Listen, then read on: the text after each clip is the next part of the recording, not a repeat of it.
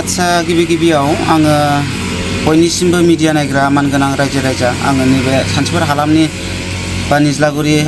हिरिम्बाफुरि आश्रमनि जे नेहाथारि जानानै मानगोनां रायजो राजा गासै मिडिया नायग्राफोरनि सिगाङाव आर'ज गाबदों आखाइ खबजोबना बेनोदि फोरमायनांगौ जे मिडियानि गेजेरजों आङो फोरमायनो सानदों जोंनि निज्लागुरि जे हिरिम्बाफुरि बेनि गेजेराव जे थांनाय जे हराव माखासे जोंनि माखासे इनाय माखासे एसे दुथां मानसिफ्रा खोब माखासे धोरोमनि माखासे आसनि बे आसनिनि गेजेराव गोबां जोंहा जोंनि दामग्रा देग्रा मिथिं जानाय बा आर'ज खालामनाय बेयाव जोंहा दामजु हिसाबै जोंहा एमप्ले आरो इउनिट हिसाबै माइक बेफोरखौ जोंहा आरो बिनि माइक्र'फन बेफोरखौ माखासे लांनानै आरो न'नि माखासे हालोदफोर बेफोरखौ एसे गुलाय गुजाय खालामलांदों लेथेर फिथेर खालामलांजोब्बाय दा बेनि थाखायनो आङो मिडियानि गेजेरजों जोंनि मानगोनां गासै रायजो राजाफोरखौ आङो मिथिहोदों दा बेनो जोंनि हिरिम्बाफुरिनि जे माखासे डेभेलपमेन्ट आरो माखासे जोंनि जे माखासे जोंनि धोरोम फुजिनाय जायखि धोरोमा जेखौ फुजिया आं बेखौ जेबो साना जा जोंनि धोरोमनि जे माखासे पुर्निमा अमाबैसा प्रटिक जोंहा बेहाय मोनसे जोंहा आर'ज हाबाफारि लायो आरो बे आर'जनि गेजेरजोंनो जोंहा जोंनि जे खुलुमनाय सिबिनाय बिनि गेजेरजोंनो जोङो माखासे जोंनि समाजनि जोंनि धोरोमनि सायाव माखासे खोनासयैनि गेजेराव जोङो खोब माखासे थाइसे थाइनै बुथुमनायनि गेजेरजों रायजो राजानि अनसुंथाइनि गेजेरजोंसो जोङो बे माइक गंसे आरो एमप्ले ओमफ्राय नै दाखालि बिटिआर सरकारनि होफैनाय माइक गंसे बेखौ मोननो हादोंमोन दा बे गंनै माइकखौ जोंनि माखासे दुथां माखासे सिखाव मानसिया दिनै हरनि गेजेराव खावनानै लानानै थांबाय नाथाय आङो बेखौनो आङो खोब दुखु मोनदों दा बेहाय जोंनि माखासे आंनिनो माखासे हेफाजाब आंनिनो लेङाइ आफादगिरि दङ गेदेर आरो जोंहा बारग' दौरि आरो गोबां जोंहा दङ आंनिनो लोगोफोर बिथांमोना सोलाबाखै फैनो नाथाय आङो नेहाथारि जानानै बेखौनो खावलायनो सानबावदों जोंनि ओनसोलाव बेबायदि माखासे गुलाय गुजाय मानसिखौ जोङो सुबिदा होयोबा जोङो बेफोरबायदिया जोङो उनाव बांसिन जोलैया एरगोन नामा आं बेखौसो नुहुरदों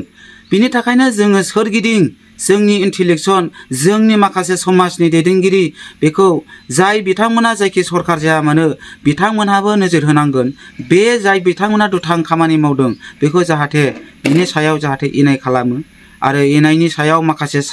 साजा होयो आं बेखौ लुगैदों आरो आं नैबेखौसो लुगैदों दा हिरिम्बाफुरिनि जे जानानै खावलायगोन जाय बिथांमोना एसेबाबो गावनि गोसोआव हमदांनो हायाखैमोन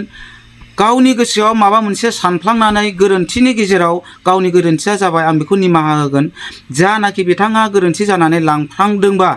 अननानै आं बेखौनो आर'ज गाबदों अननानै जाहाथे गोसो गोथारै साननानै जाहाथे जोंनि बे हिरिम्बाफुरिनि आसनि जेसेबांनाखि जे दामजु बा आसनिफोर लांदों बेखौ जाहाथे अननानै आङो खावलायबाय बे मिडियानि गेजेरजों आं बेखौनो फोसावबावदों जाय बिथांमोना दा समाव मोनसे नङा मोननै मोनथाम नङा मोनब्रै खनसे नङा खननै खामानि मावग्रा बिथांमोना सोरजिदों हागौ खिन्थु बेखौ दा लुगै दिनैनि बिफदआनो गाबोननि बिफद गाबोननि हालोदानो समफोरबो हालोद बेबायदि जायो बेनिखायनो जायखि धोरोम थाया मानो नैबे जोंनि जेनाखि बाथौ समाजनिफ्राय जों मोनसे सिगाङाव जेनाखि गोमादों थांनाय जे बोसोरथामसो सिगां बेबायदिनो मोनसे हालोद जादों बेहायबो जोंनि माखासे जोंनि बे हिरिम्बाफुरि बाथौनि माखासे डेभेलपमेन्टखौ मेगन सानानै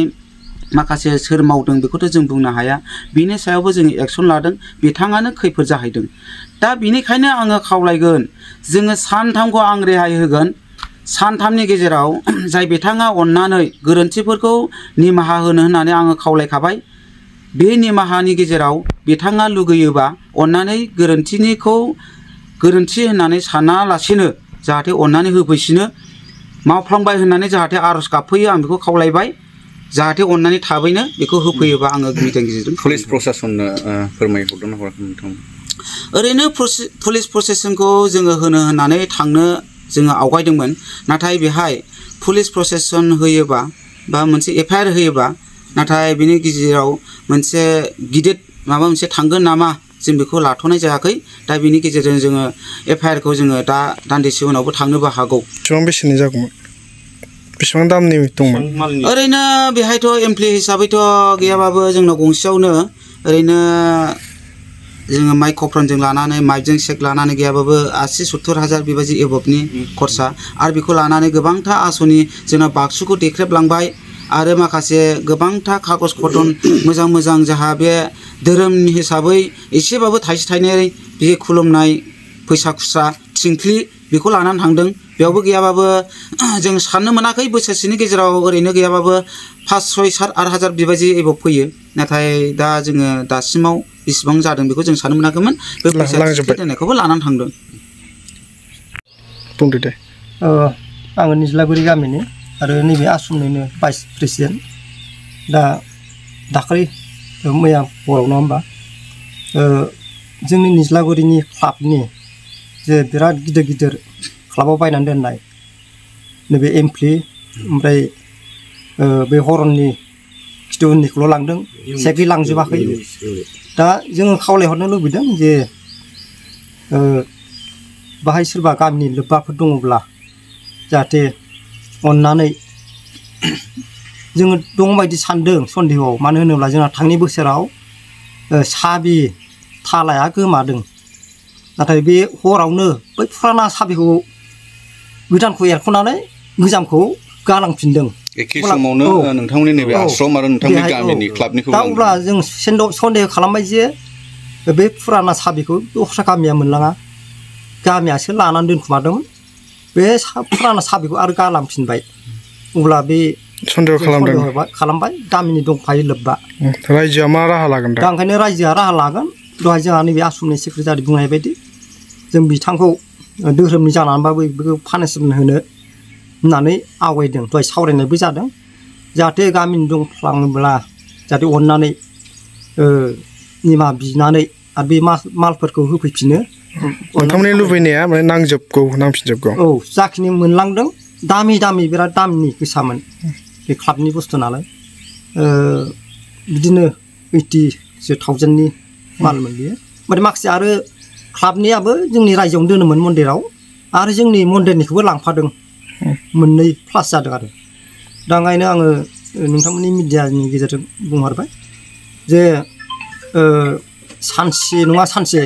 बिदि मावबाय थायोब्ला नङा होमबा निस्सय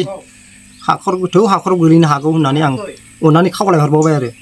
जाहाथे बिदि मावबाय थाया जेरैखि जाया सिखावखौ हमगोन नामा नोंथांमोना जेरैखि जाया हमनोथ' टारगेट लाबाय जों ओरै अल निज्लागुरि नालाय खोला साउथ दङ सानजा दङ आरो कमला मन्दिरसिम दङ बेखौ जोङो एसे मा होनो बोरै हमनो हागोन नैबेखौ CID बायदि जों फाथायनाय जाबाय आरो बिनि गेजेरावनो आरो क्लाबाबो जाय एसे बेखौ सन्देह खालामनानै CID खालामना हमनो हागोन 10,000 प्राइज होनो नागिरबाय